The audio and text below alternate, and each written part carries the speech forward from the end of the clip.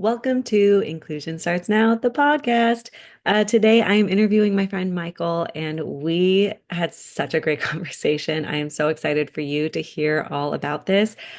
This week, I'm just going to say that the episode is from Mystic Cat's Tarot Cards.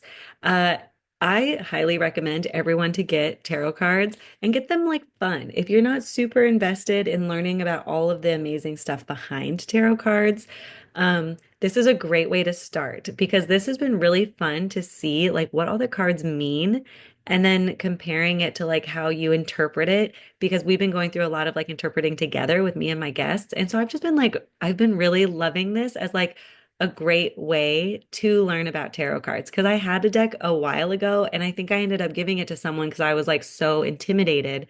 But this was a great first step to learning tarot card reading, which is just super fun.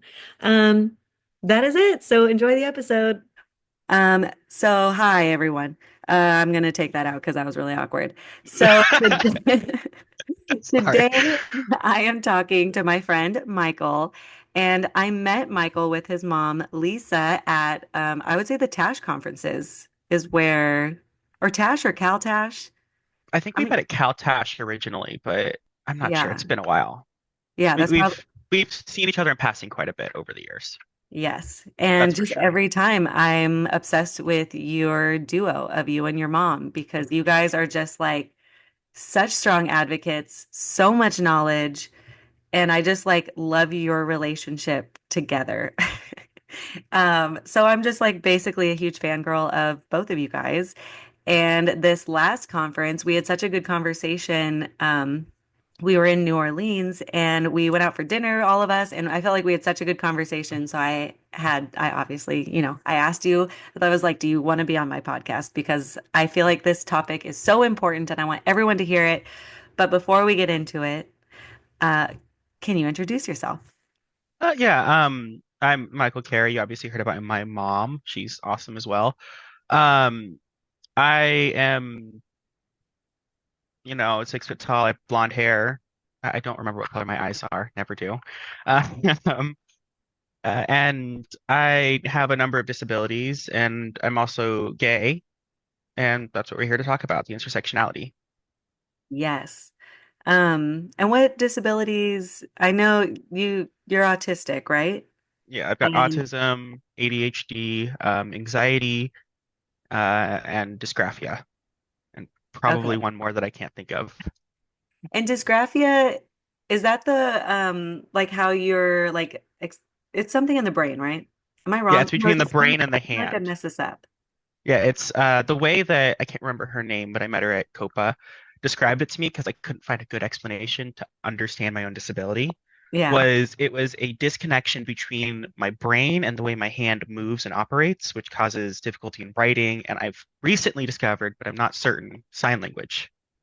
Because Yeah. I've noticed I'm currently learning sign language for my little brother who has Down syndrome, and I've noticed all sorts of bumps that other people don't have with my signing, and I'm Oh, pretty sure that's the dysgraphia. that's interesting. Can you explain? Because I know sign language, so I kind of want to know like what would you say? Like do you like are you having a hard time like with the fine motor skills of like choosing It where your hand's gonna be? it's more like planning out where my hand's gonna be. Like I'll know all the words and I can sign them in my head, right? I Yeah. don't know the grammar and stuff of sign language yet, but it's like putting together the sign in physicality. Like, if I want to say I want milk, really simple sign, I'll sometimes have trouble with where my fingers are going, Yeah. which also has presented itself with the dysgraphia and with the writing, which is why nobody can read my writing, including Yeah. myself. Oh my gosh, that's really interesting because and I'm pretty sure we talked about dysgraphia, like you didn't get that until later in life, right? Yes, I had an awesome third grade teacher who, amazing teacher.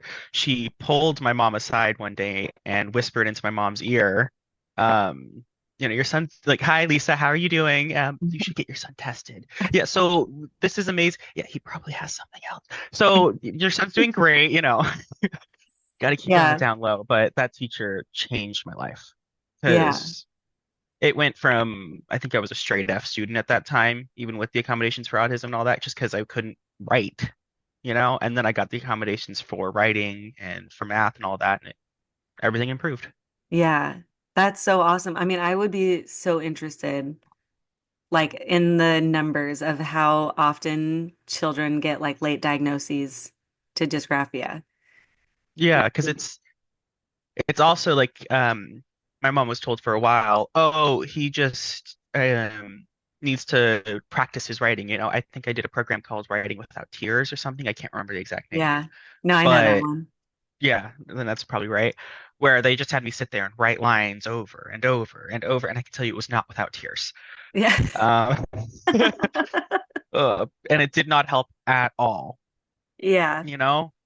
And I think in combination with that teacher, my mom tells the story of her realizing that there was something, like seriously needing help whenever I Yeah. wrote, I think it was in like between second and third grade, and then the teacher was icing on the cake, where I wrote a Christmas list, and my mom calls me in because she couldn't read a couple of the items. She's like, "So what's this? What's this one?" And I remember just not being able to read it and remembering that is one that I really, really, really wanted, and Oh, just sobbing because there was this thing on my Christmas list that I really wanted yeah. for Christmas, but had no idea what it was. Oh my gosh. So that was fun. Yeah. Well, We we started typing my Christmas list after that. nice. Well, I feel like that is a really common challenge in classrooms where people are like, this child's just not getting it. We're just going to keep practicing it the same way until they get it. Like that's their way of supporting them instead of Yeah, being like, how about that we look into like, there might that's be like a challenge here. Like, how about we figure it out and then like give a better accommodation instead of just like repetitive motion. yeah, drill it into their head until they get it right. Yeah. It's just doesn't work. Yeah. Some people aren't going to get something even if you explain it like a lot of people don't get something if you explain it to them the same way over and over and over and over again. You need to, multimodal learning. You need to give it to them in different formats. You need to give it to them in a way that they can handle it. And then if they're still struggling with it, look into the reason behind that because it's not, I have never met someone, and I know that there are some kids out there who are just obstinate to learning and all that. I do get it. But I've never met someone with a disability who's just, I don't want to learn anything ever in this category. You Yeah. know? It's more of, well, I can't understand it, so I just give up. Or I'm not being given the supports I need, so why continue trying? You Yeah. know? Like, I know someone who struggled with reading. They could not read for the longest time. And then they started, I don't know if you know Roblox. Yeah. They started playing Roblox and learned to read because they needed to read the chats Yeah. in order to communicate with other people. And that's why they started reading. I That's know so, they read pretty often. yeah. I mean, It's it's really because I also had a student who, and now that I think about it, I kind of feel like he might have had dysgraphia. But now what's dysplasia? I feel like I'm mixing up. You know what? That doesn't matter. That's not dysplasia. the, Is that the tongue? I don't know. I there's so much information in my brain. Sometimes I just like can't find it all. But he had a hard time writing, and he he was autistic or he is autistic. I want to say he had another disability and I can't remember, but his family was just like so focused on him writing. And I remember at one point, I mean, I was with him for like oh wait, no, maybe just 1 year. That doesn't matter.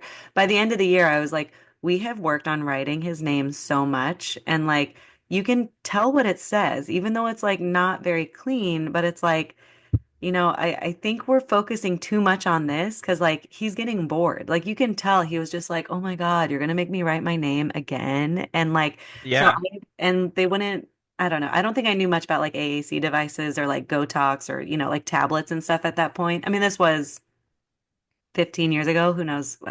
Oh my God, that can't be right. I'm gonna ignore that fact. Um, but I ended up making him like a visual board for like reading comprehension. So we would like read a story together, and then he would make the sentences by picking out the words and gluing them on and making a sentence. And he was able to do it. Like he didn't need a lot of support. And I was like trying to keep showing people, I'm like, he's comprehending, he's getting it, but we're like making him do letters. He's like a third grader. And I'm like, why are we still practicing letters in his name? Like he knows it. He just like, there are other ways to write. Like we have technology, like and we could keep writing, but like, why are we spending so much time on it? Like it felt, Yeah. yeah. Karen, you mentioned Karen Cole earlier, and she really revolutionized how I see this whole thing, you know? Um, I don't remember what conference I it's love at, but Karen. we went up the elevator, we stood on a balcony and talked for like 3 hours about this. And she really, because I didn't quite understand, that inclusion and how accommodations can work.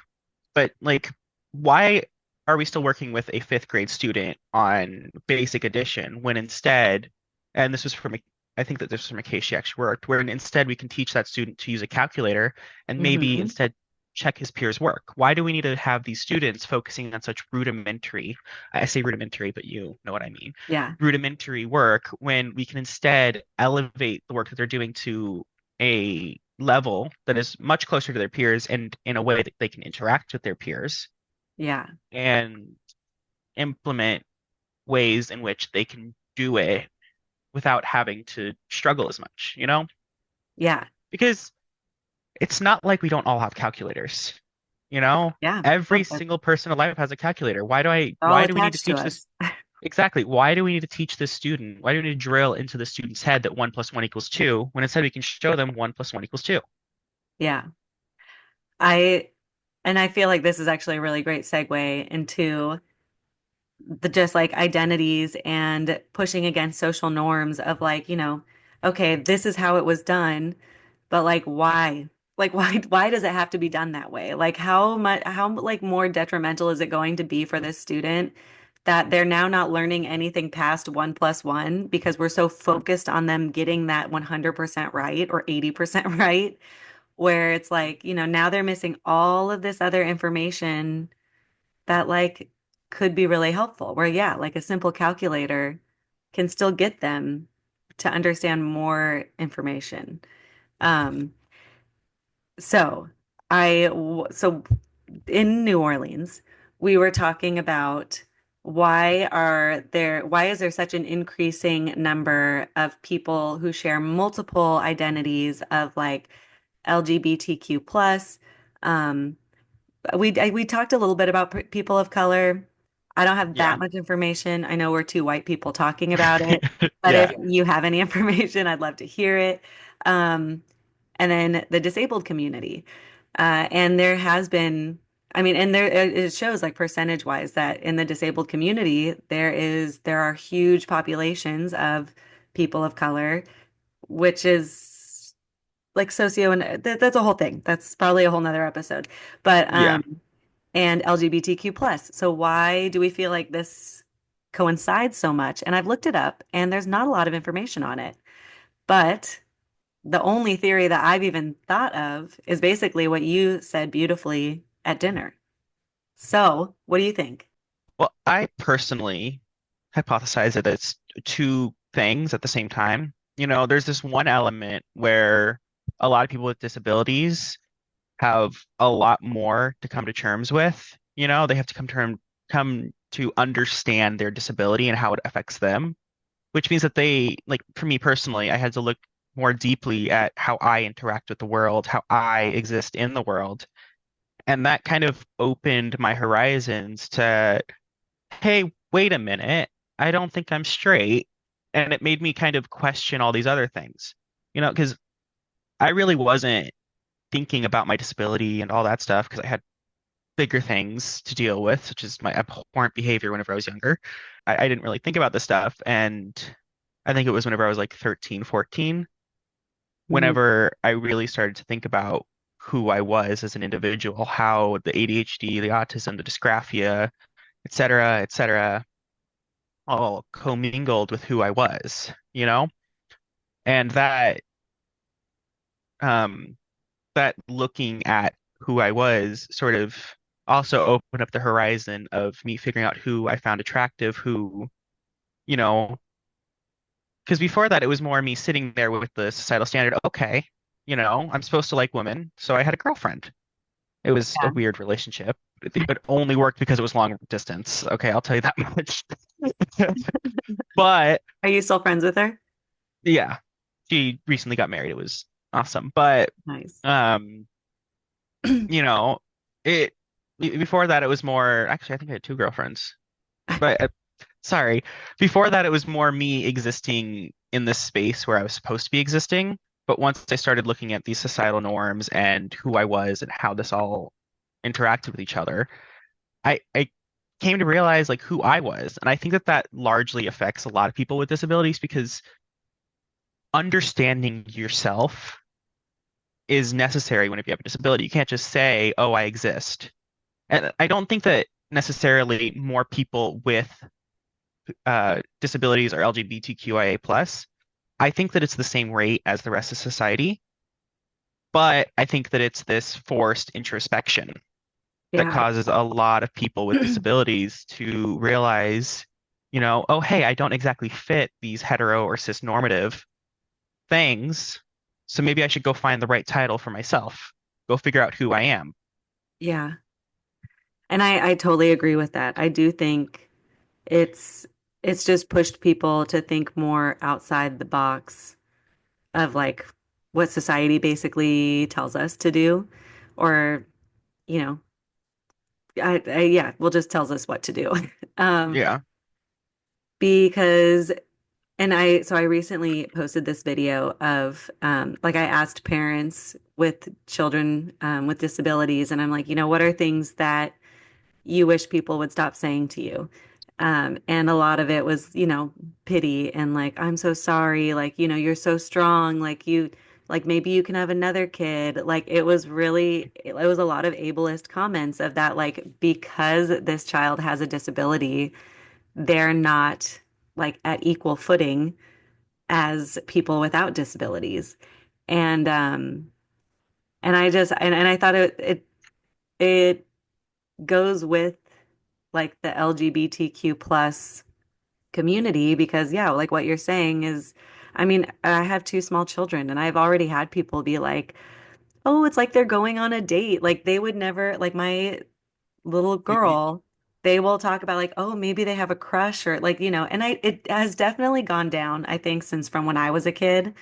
But there are some people who still say things that I'm just like, dude, she's four. And I'll say a lot of times where I'm like, like, or they can date their other girlfriend. Like I'll make the comment of like, or maybe she'll date no one. Maybe she doesn't want to date like, or maybe she won't be a she. Like, and we're very open to like we try really hard in our house to like switch she, he, and they with like toys and with people. And we really just try to normalize that it's like, you have like your own identity and we're not going to push like the societal norm identity on you.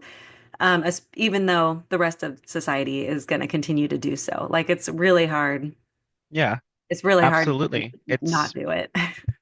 Yeah, that comes to my second point of why I think that the intersectionality is bigger because it is because I think that a lot of non-disabled individuals, people without these disabilities, look at societal norms and adopt them a lot quicker than people with disabilities. It's Yeah. don't put your elbows at the table on the table. That might take someone with autism or who has a learning disability forever to learn that completely or completely understand why that's the case. Because I never understood that. Why do we need to keep our elbows off the Yeah. table? It's more comfortable and easier to eat, you know? Yeah. Um, they just people without disabilities oftentimes just are able to more quickly accept that this is how we do it and this is how it should be, which means they're able to look around at the world and see that, oh, okay, I've got a mom and a dad, so obviously I need to fit into one of these categories for gender. Or they're in a straight relationship, so there's not really a way for me to do it otherwise. So people who might be, on the bi spectrum, but or maybe gender fluid or in areas that aren't exactly black and white are a lot more ready to accept that, oh, I can just, get rid of this part, get rid of this section, Yeah. rather than look in the mirror and see where they are on that spectrum, you know? Yeah. No, I think that's both of those points are just like really spot on of like I mean, yeah, it makes so much sense that when you're like constantly having to fight for, I mean, like disability wise, like if you're constantly having to say like, yes, I'm autistic, I'm also like capable of being in my community. Like I'm also like just because I'm autistic doesn't mean that like I'm not smart or happy or funny or like I can't have a relationship. And so it's like when you're like already like having to defend one of your identities, I feel like it does make you reflect more on like, okay, well, society, the societal norms, like those are wrong. So I'm gonna Yeah. go like explore all these other ones. And I wish more people did because or like oh, so I know I sent this to you and I was actually re-listening to it right before we got on. But it's the podcast with Adam Grant and Glennon Doyle.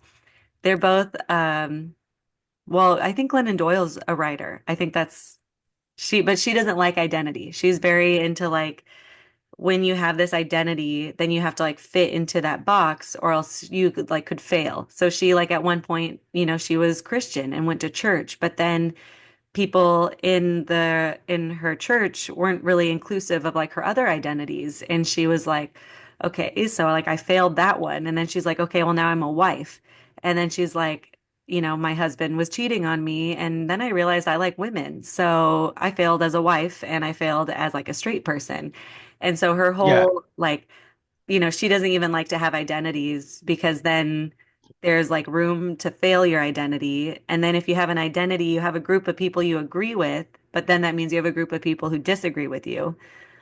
I did see that, and I both agree and disagree. I Yeah. think that identities do complicate things and they do try and fit you into a category, but identities also validate who you are as a person. Yeah. Being able to go into a community and see that there are people like me who exist validates my existence. It tells me that, oh, okay, I'm okay with that. And I think that that also, um, I've set up a lot of safe spaces online for friends in other states and places where it's not exactly safe to be disabled or queer. Yeah. Um, and I recently had someone outside of one of those communities reach out to me and was like, so do I have to come out to my parents? How do I do this? I know that you're open and I'm sorry for asking you this, but how does this work? And I explained to them that no, you don't have to come out to everyone. And I also explained to them that this identity that you're trying to figure out, because they weren't exactly sure where they were. They just knew that they Yeah. weren't straight, right? Because they were also confused because their identity kept changing and where they felt they fit kept changing. But the way that I say it is who you are doesn't change. The label that you put on it does as you understand it more. Yeah. You know, I like that. like I am gay, but I had all sorts of different labels for myself as I was exploring who I was, as I was understanding how I function within this world. And all of those labels, all those different steps gave me points in communities where I can be like, okay, this exists. This is valid. I'm not batshit Yeah. for thinking that this is a thing, you know? And I do agree that the labels do force you into a category. There's a really fascinating study done by I can't remember who, where they gave like it doesn't just force you into label into categories, it puts categories on you from others. There was a really fascinating study done by I can't remember who, and they told teachers like, so this student has autism, this student has ADHD, and this student has XYZ. They were just completely making it up, you Yeah. know? And then they sent the students in there for a week. And whenever it came out, the students with autism, the students with ADHD, those students had something like 3 times more disciplinary actions against them than all other students, Yeah. which is an insane amount. These students were just randomly sampled and put in there. It's just random Yeah. students given these labels that then put them into a category by someone else. I've So, heard of a lot of these studies where so I recently heard of one where they had teachers observing students like at a desk either doing like an art project or something like writing And then the students were like different cultures, like different races. Um, and all of the teachers, like white or black, or I'm pretty sure it was just white or black teachers. While watching the students, they targeted their eye gaze, and all of the teachers kept checking in on the black students more than any other student. And Yeah, and there were like no behaviors happening. They were just like communicating, but it was like just like that internal bias, like biased opinion, like that internalized ableism that people the don't subconscious always, biases. yeah, like they don't know that they have, like how it can kind of come out when we least expect it.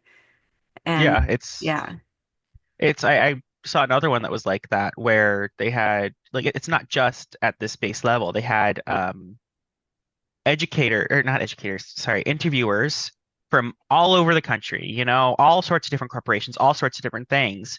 And they gave them these resumes, that had different aims. Like some of them had Jamal, some had Natasha, some had yeah, Michael, some had Emily, and they found that the more ethnic a name or a place you grew up in, the more likely your resume is just to get tossed in the trash right off the bat. I I actually think that think I it saw ended up, this article or this yeah, study. I might be completely wrong on this number, but I think that it was Jamal had something like a 60% chance to just get tossed off the table right away, while Emily had a 15% chance, Yeah, which is this insane gap between, your resume isn't even getting considered because your name's Jamal. yeah, Identical resumes in every other way, you know? It's yeah, And I'm curious how that would affect, like, we have schools for the blind, schools for autistic individuals, like, and all sorts of these other areas. And then also, I work with nonprofits that, if you look them up, they're going to be disability related. And they also found that if these people worked with nonprofits that were related to race, they were likely to get tossed out. So how does that affect people with, how does that affect disability as well? Is there an intersectionality there? That really made me curious, but I couldn't find anything on that. yeah. Yeah, well, I mean, I feel like it is such a broad, like it's hard to get actual information on these things because I mean, like what you were saying, how identities are so um like there's a spectrum. So it's like, you might agree that you like are queer, but then it's like, where are you in that community? And especially because, and I liked what you said before, where you're like, it's not like the number is higher in the disabled community. It's just that they're more accepting to admit another identity or like to They're able accept. to reflect more on it, or they have to reflect more on it, or, Yeah. And so I there's feel more like thought. I feel like with, oh my gosh, I just lost my train of thought too.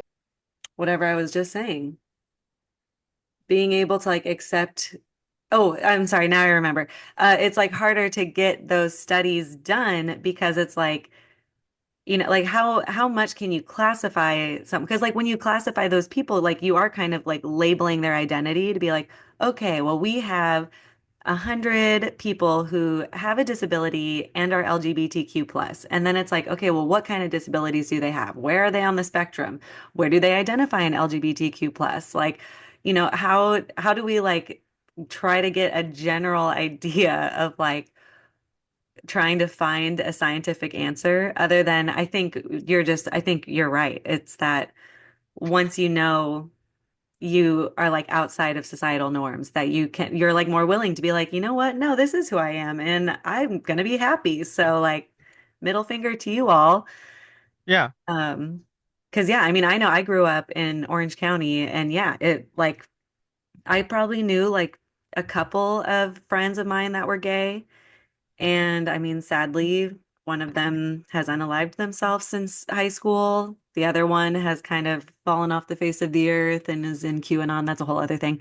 Um, but there's just like they grew up in an area that was very conservative at the time. And even though now it's becoming more like liberal and LGBTQ plus friendly, there there's like you could see like what was happening to people's mental health when they weren't being accepted for like who they were. And I feel like that's yeah. still a huge problem with the disability community. And I mean, I know personally, my youngest, we just started speech therapy for him, and we're about to transfer. We're trying to figure out if we're going to do switch over to an IEP because he's almost of age to get that. And so we're going to do an assessment and everything. But for me, working in the field for so long, I'm fine with the like, the identity, and I'm fine with like getting obviously early intervention to help him communicate is so important. But on the other end, I'm like, I don't want to be in IEP meetings for like, Yeah. like, I don't these people are going to hate me because I am going to be like such an annoying advocate. If anything, if we do end up getting an IEP, I'm not sure yet. I'm probably going to just have to contact your mom and be like, can you pump me up? Can you send me like a voice recording to pump me up for every IEP meeting? Yeah,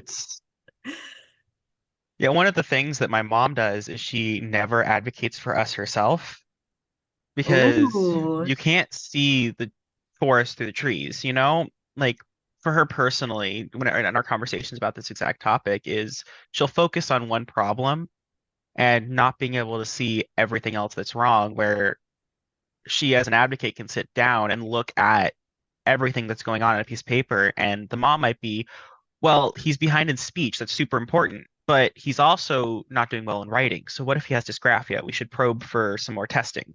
yeah, Or, it's this thing where like recently we brought in Karen Cole to Chime yeah, to do an IEP meeting because well my parents did, and I completely agreed because I felt the same way. Because we weren't giving Patrick, my youngest brother, the level of presumed competence he deserved. We were saying, oh, he can't do these things, so he needs to learn longer. And that was yeah, setting him behind his peers in a way that I didn't feel was acceptable. And then they came to not feel as acceptable. And Karen came in and just said, well, no, he should be with his peers. He needs to be at this level. So let's change things up, you yeah. know? And go, I Karen. love that. I love that your mom was able to see her own like barriers to helping you guys. I thought you were going to say that she stepped back because she was like, no, I want you guys to advocate. Like, I'm going to help you become these like, which I do feel like you guys are very strong, like self-advocates from my outside opinion. I'm I'm really not. I struggle. I can advocate for other people, no problem. I'm really good Yeah, at that. But self-advocacy is something that I struggle with for a number of reasons. And, I've been working on it and I'm getting better, but it's the self-advocacy skills that I did build were largely due to, my mom bringing me into the IEP meetings and having me sit down and explain what I wanted, yeah, explain what I was experiencing. And I think that that's something that needs to be done more often, bring the kid in, yeah. Oh, I because the totally kids should agree. have a voice in their own IEP meeting. And I know it's a lot more, it's done a lot more now. But I still hear cases where the kid isn't even talked to about the thing, you know? Oh, that I would say that's more common Is it? than I think it's more common for kids not to be in their Yeah, I know. IEPs or It's like even have definitely, an but it's better opinion. than it was, but it's still, Yeah, the kids, give us a seat at the table and we'll tell you what's wrong. I can tell you even in third, second grade, I could tell you exactly what was going wrong. yeah, I knew all the problems I was having. I knew the areas that were causing me sensory overload or to have meltdowns. yeah. Give me a little while to talk and I'll tell you all the problems. And I think So it's just more beneficial for the team to like stay positive. Like, to stay 'cause focused on the child too. yeah, because sometimes it felt like we'd get to the IEP meetings and it was like you're like everyone's talking about the person who's not in the room. Like it felt kind of I don't know, sneaky or something that like, it's like, well, he's not doing very well here and he's really struggling here. This behavior is really bad. And it's like, if we had them in the room, then we can like actually have an IEP that's focused on them instead of like, like what they want to learn and how they, how to succeed and how to advocate for themselves I instead of like, here, let's talk about all the things they're doing bad and the IEP goals that weren't met. And I feel like it forces it to be more positive, which Yeah, but I also think that there needs to be time without the student to give you time for all in the the boring IEP stuff. meeting for all the boring stuff and to talk about the negatives, which maybe the student shouldn't hear all of. Because I know if Mhm. I've gone back and looked at some of my IEPs, And I know that if I was in the whole IEP, I would have been devastated because I thought I was doing so much better than I really was. Uh, Yeah, but what if they like said it in a constructive way? well, I guess it makes me just try to think about I would need like I would need to like be in the IEP meeting, see the example.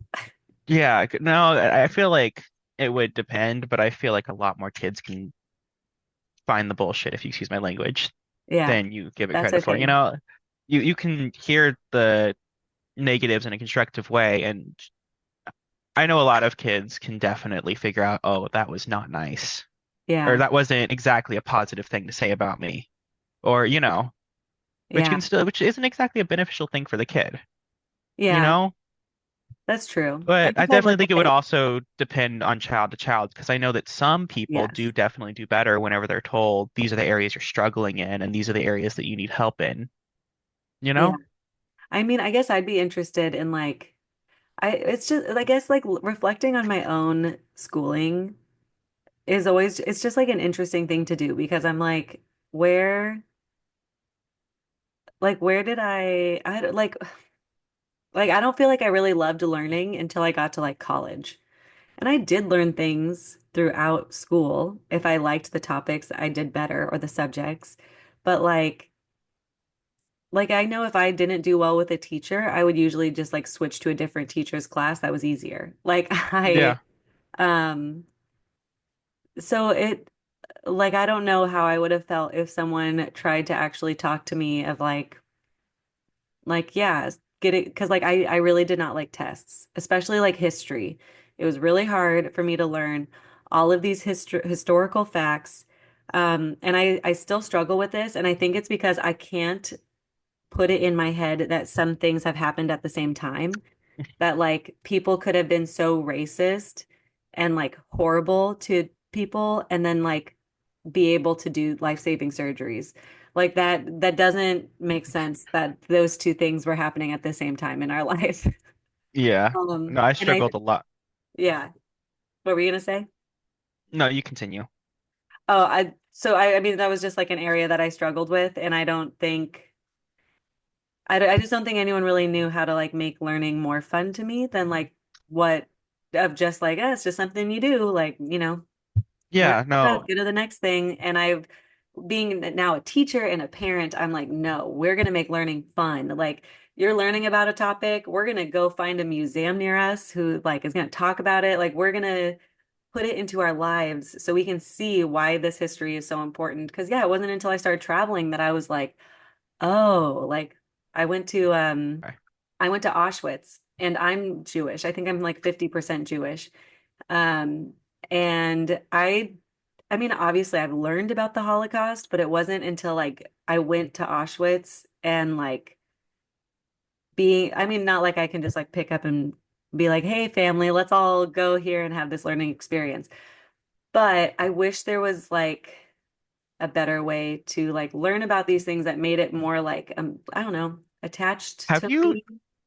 So It was really one of the sad. things that really cemented that stuff for me is there's these things that are being made called VR experiences on the VR Ooh. headsets where like there's one that I did where I toured Anne Frank's house. Oh, And there was that's another cool. where um there were, you sit down in this restaurant and you're in the VR so you can look around. It feels a lot more like you're there. And I Yeah. listened to the firsthand experiences of people who oh my God, what were those protest called? African Americans got on the buses and went down to racist southern places, the sit-ins. Oh, Um, yeah. you know, the sit-ins, and I listened to these firsthand experiences from these African Americans who went down and participated in these sit-ins in one of the Wow. restaurants where they did the sit-in.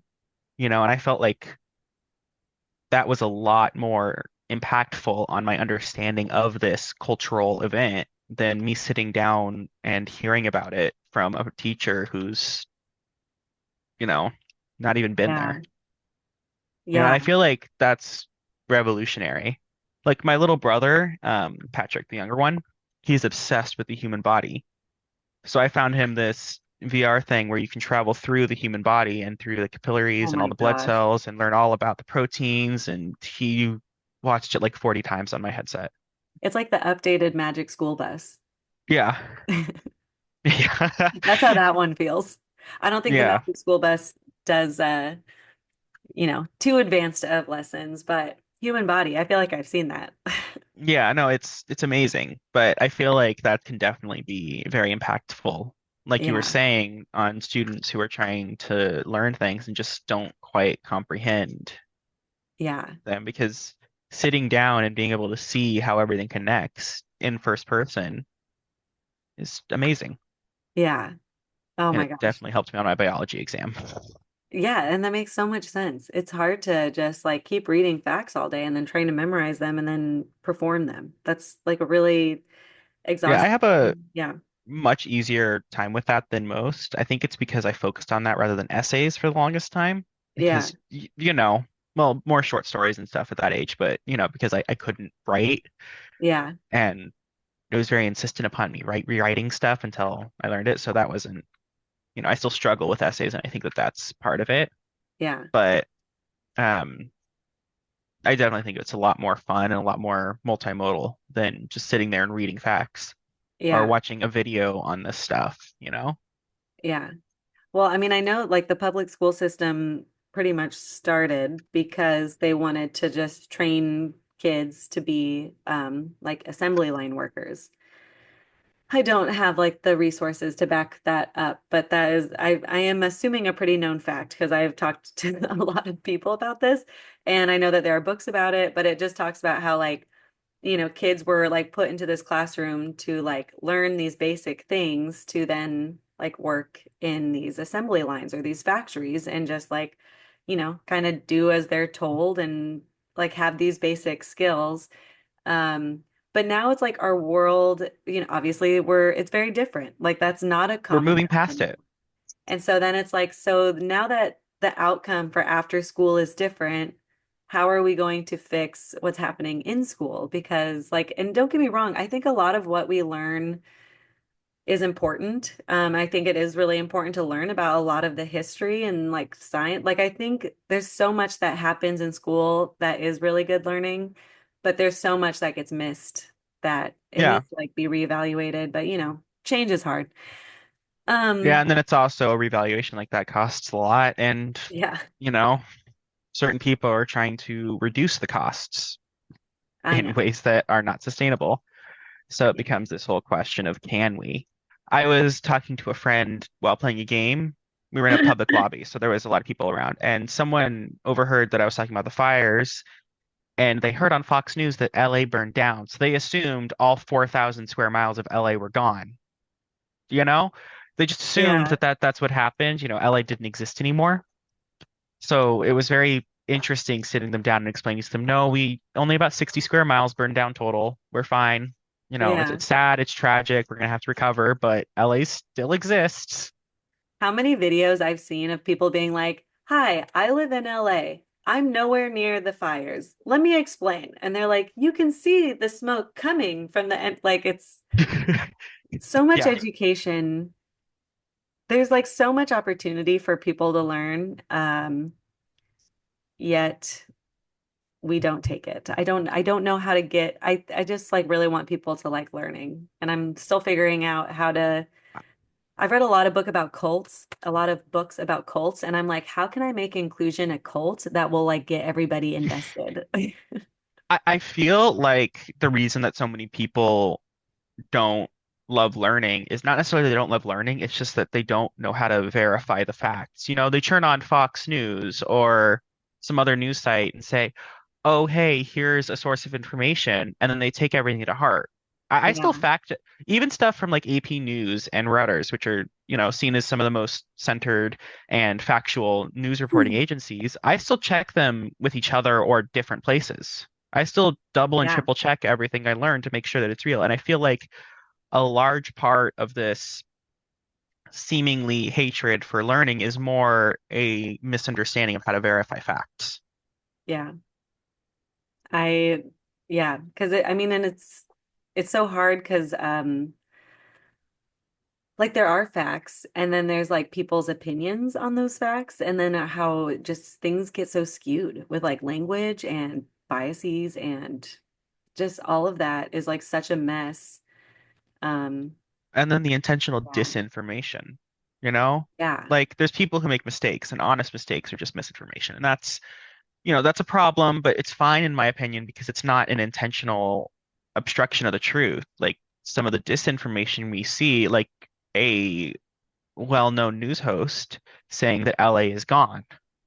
That's Yeah. just wrong. You can take 2 seconds and verify that that's not true. So why are you using your platform to say this? Yeah. I mean I don't watch any news. I get news in different ways, but I mean I don't like we don't watch the news on TV or anything because it feels like a lot of like scary headlines, the same horrible footage over and over again, and I'm just Yeah, like that's not good for my mental health. Like I will find I news and I will like, I stick to reading articles on AP yeah, News and Routers, like I said. And then I verify and triple check because somebody might have made a mistake. It yep, happens. which they do. We're human. We're all human. Okay. We've totally gone off topic, and this We usually is have. what happens. This is a very normal occurrence for my life. Um, but I wanted to ask about your coming out story. We said we were going to talk about it, and you distracted me with so Hey, many no, other that things was I all want to talk you. about. You're right. Um, It was me.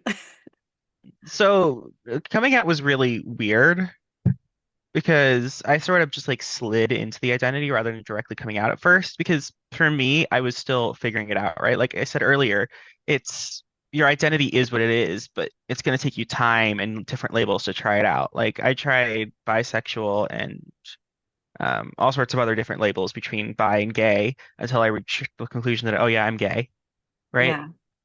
And it felt like the same thing that I was doing with, it happened at the same time I was doing that with my disability, figuring out how exactly the autism affects me was really instrumental to me in figuring out how exactly my sexuality influences me, and figuring out how exactly I see the world, how exactly, who I find attractive, who exists around me, and like how to accommodate myself with my disabilities felt similar enough that I was able to use the logic, in quotations, I used for one on the other to try and figure each other out. And they sort of bounced with each other. And then eventually I've got a couple gay aunts that live in Indiana. Hmm. Um, and eventually one day I just was like, oh yeah, I'm bi to them. And then it just kind of opened it up and I started coming out to everyone else. And luckily I live in LA and everyone's super accepting, but that's not always the case. Yeah. So, And what did your parents say? uh, they just kind of accepted it. Um, they were nice about it and they really made it sure that I felt accepted. So that was nice. But I've got a grandma who I haven't told yet because I've got a feeling.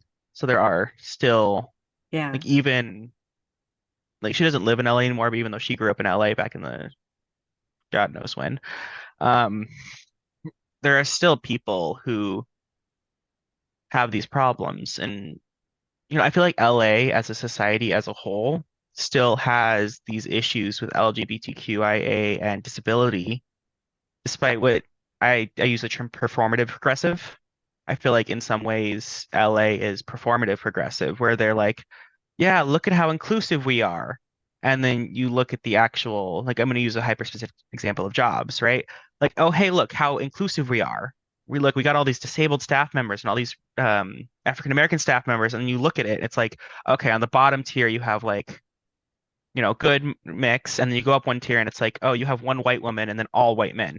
And you go up another Yeah. tier and it's just white men, and it's just this is performative progressivism whenever you don't actually include this racial and uh, disability and queer, um, you don't fully include these people in your company. You just do it at the most bottom levels, you Yeah. know? And it becomes this question of is this company or is this person or is this place actually accepting of me and who I am? Or is it just that they're saying they're accepting? Yeah. And this okay, so this conversation of like uh, companies actually being inclusive or like the idea of inclusivity. Oh my gosh, my head is just going in so many different places. So, first, I just read this book called Cultures of Growth, and there's a whole chapter about DEI, um, diversity, equity, inclusion. Is that Yeah, I think diversity? Is so. it D?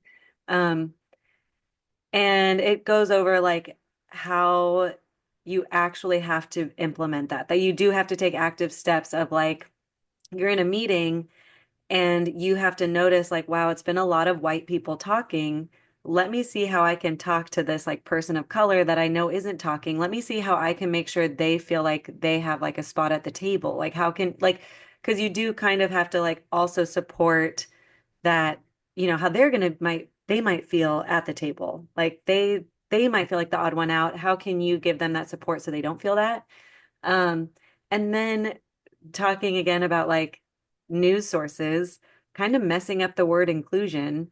Because I know, and my mom, I feel like my mom and I have had really good conversations about language, and inclusion is one of them where she's even told me she's like how I describe include or like she's told me that how I describe inclusion sounds great, but that's not how she is hearing about inclusion from all from all the different news sources.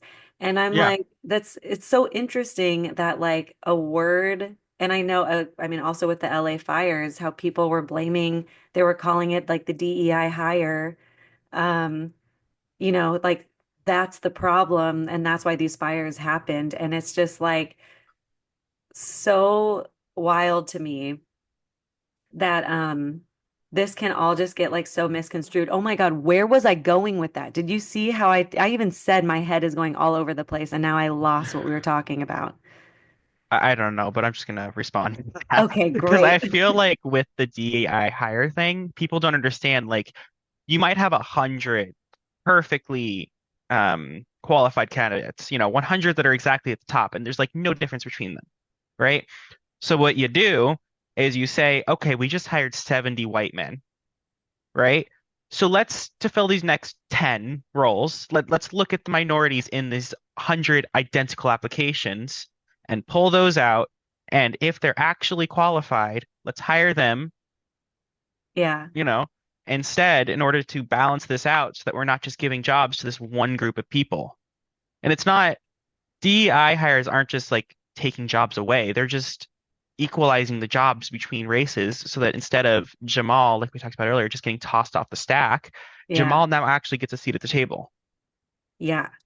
And I feel like that's been a really hard, and I would say even me personally, I have I have had to be corrected because I had a brother-in-law who he was going for this professor role, um, and it was like for racism, like racism in society. Like I think that was the class. It was something about like race and culture, which he talks a lot about. He's like a history teacher, call it whatever. He teaches history, he teaches race, he teaches all that. Um, and it was between him and another guy, and the other guy got it, and the other guy was black. And I remember asking him, like, "Oh, do you feel like he got it because he was black?" And he was like, he's like, "No, I just think he was the better candidate." Or like, however, his response was like, I was like, what a stupid thing that I just said. Like that my original like thinking was like, oh, well, we're trying to make things equal. Do you feel like you didn't get the job because of that? And he was like he was, and it wasn't Yeah, like he was threatened at all. He was like, no, he was just as like he was there- qualified. He got the job. yeah, if you're equally qualified as someone, and why should they be hired instead of you? Like we're trying to even the DEI initiatives, which a lot of companies have rolled back on recently. I'm just going to point that out. A lot of Yeah. companies have stopped doing that, which is sad. But these DEI initiatives are in order to equalize the playing field, not turn it against you, but to change things so that generational and socioeconomic wealth between Ethnicity. ethnicities and races can be more equalized going forward, which I feel like is very important. You Yeah. know, it's we've historically abused this generational wealth between people Like a lot of African Americans couldn't get homes in a lot of areas until the Equal Housing Act, and I think it was the 70s or the 60s. I can't remember which. Which is insanely recently. Yeah. They did not have this generational wealth until their parents got this opportunity. You know, I mean, I've got generational wealth going back forever. Yeah. I'm lucky. But where was I going with this? Um, but it feels like a lot of the times they don't look at the actual intentions of these initiatives, Yeah. people who are completely against them, and instead just say, oh, they're just giving the jobs to underqualified people. When no, these people have done the same amount of work to get this Yes. job. It's just historically, Jamal's application is going to get tossed out. So why shouldn't Jamal get have better chance at getting the job now?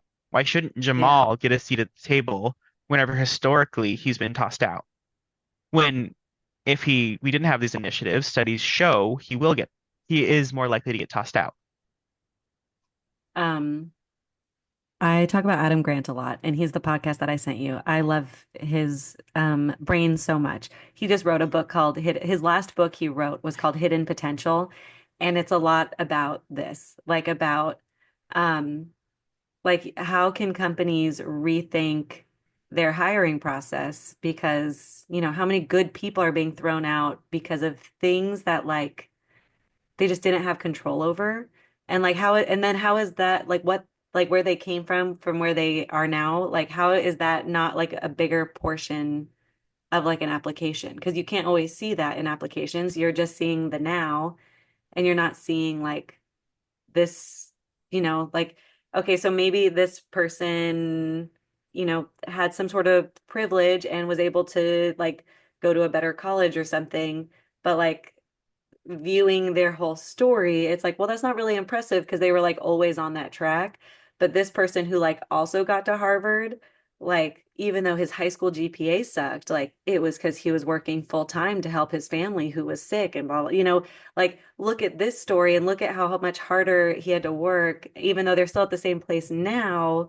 How do you figure out this whole story? And then it was this whole thing. It was a Yeah, yeah, fascinating yeah, thing. no, I It was definitely really get it because cool. it's like definitely because that person with the lower GPA going into it, they definitely had a lower socioeconomic status, which means they're gonna have much less privilege, and they're gonna even if they're more qualified than the person sitting next to them, and that's part of what TA does.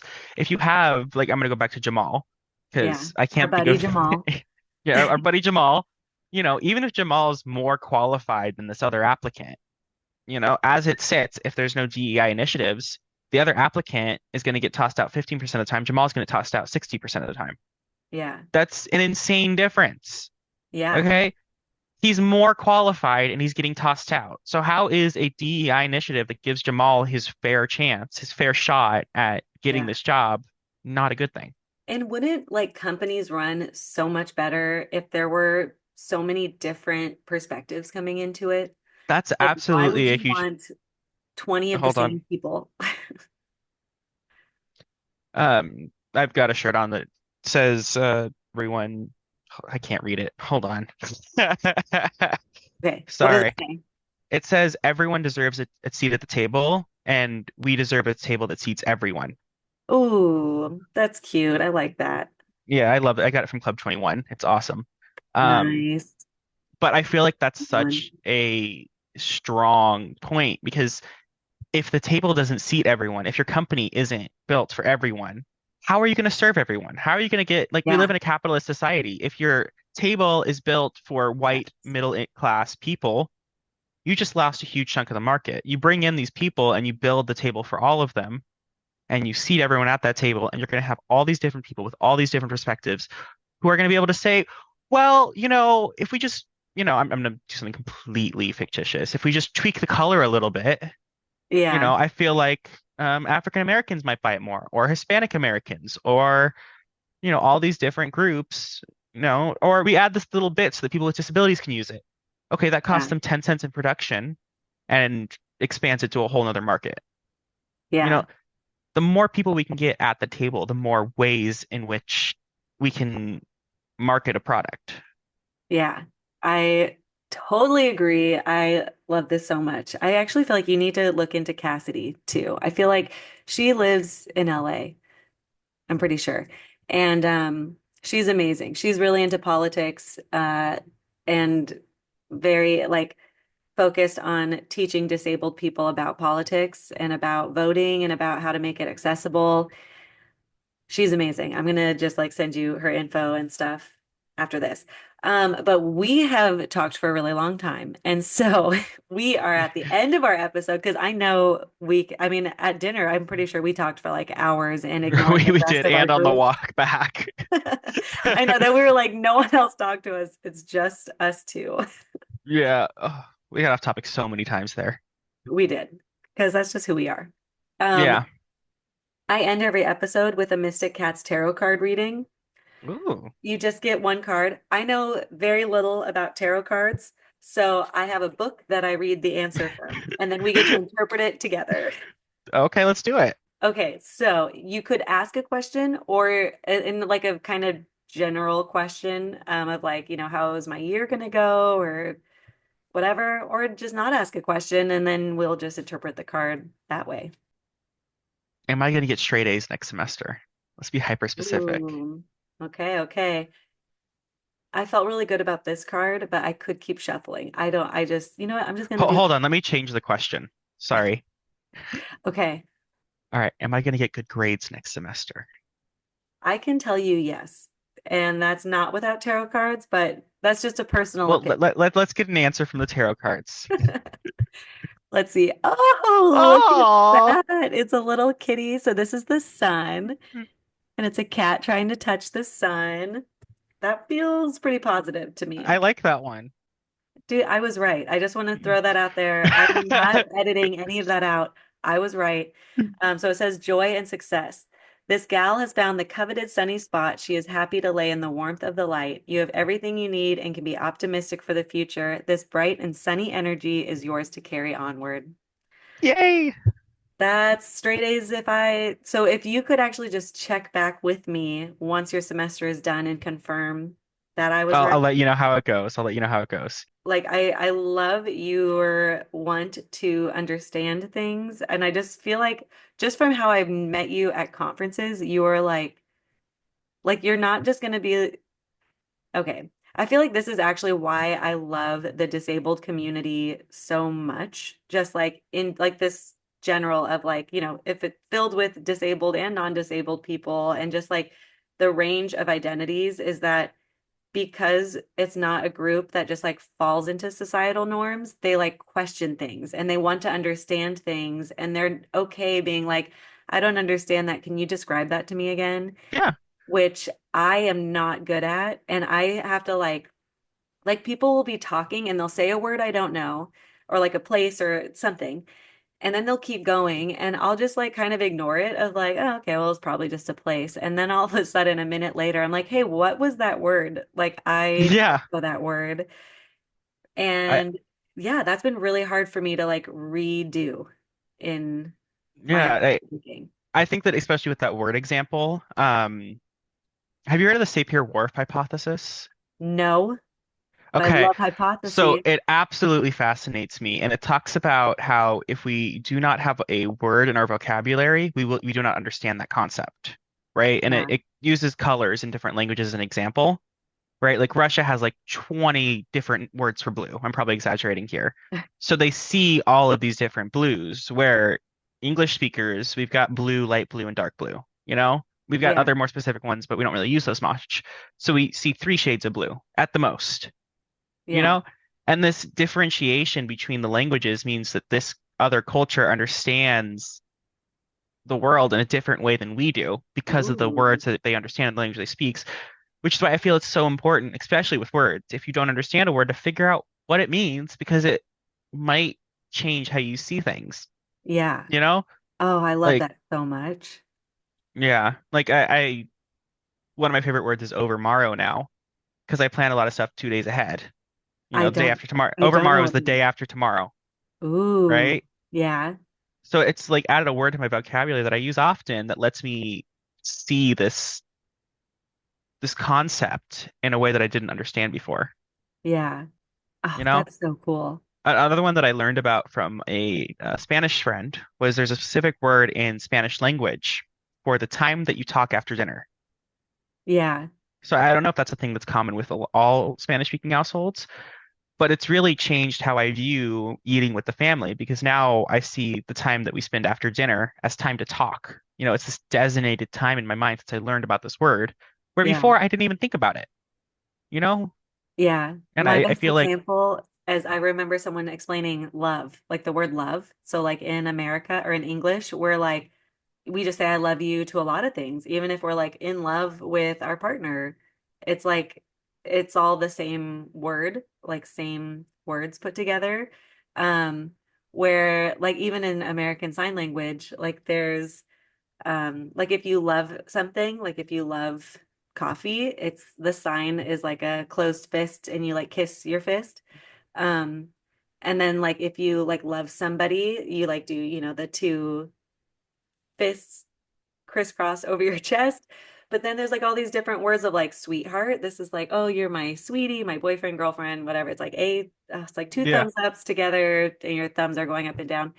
But there's just like all of these different words and explanations of like, and falling in love is a different sign. Like there are different words where like in English we just say love and it's like yeah, this like there, blanket there's statement. actually an element of this that I've been thinking about whenever it comes to AAC users.